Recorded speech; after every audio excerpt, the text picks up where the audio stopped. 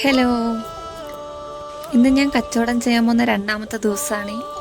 അങ്ങനെ ഞാൻ ഞങ്ങളുടെ ബസ് കയറുന്ന സ്റ്റോപ്പിലെത്തി. കർക്കിടക വാവിൻ്റെ തിരക്ക് കൊണ്ടാണോ എന്നറിയില്ല, 2-3 ബസ്സൊക്കെ ഞാൻ കൈകാട്ടി നിർത്തിയില്ല, പോയി. പിന്നീട് കുറേ നേരം കഴിഞ്ഞപ്പം ഒരു KSRTC വന്നു. അപ്പോൾ ആ ബസ് നിർത്തി. ബസ്സിൽ നല്ല തിരക്കാണ്, അതുകൊണ്ട് തന്നെ ഞാനിപ്പം നിൽക്കുന്നത് സ്റ്റെപ്പിലാണ്.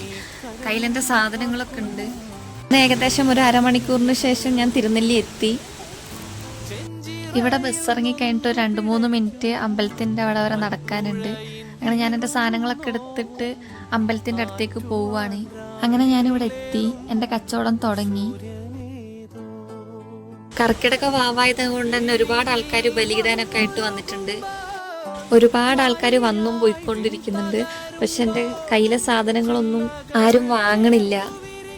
അപ്പൊക്കെ എനിക്ക് ചെറുതായി സങ്കടമായെങ്കിലും ഞാൻ അവിടെ തന്നെ നിന്നു. അങ്ങനെ പിന്നീട് കുറേ നേരങ്ങൾക്ക് ശേഷം ചില ആൾക്കാരൊക്കെ സാധനം വാങ്ങിച്ചു തുടങ്ങി. പിന്നീട് കുറേ നേരം കഴിഞ്ഞപ്പോഴത്തേനും എൻ്റെ കയ്യിലെ സാധനങ്ങളൊക്കെ തീർന്നു.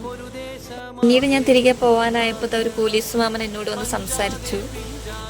അങ്ങനെ ഞാനും മാമനോട് സംസാരിച്ച് കഴിഞ്ഞതിന് ശേഷം പിന്നീട് പോയത് ഭക്ഷണം കഴിക്കാനാണ്.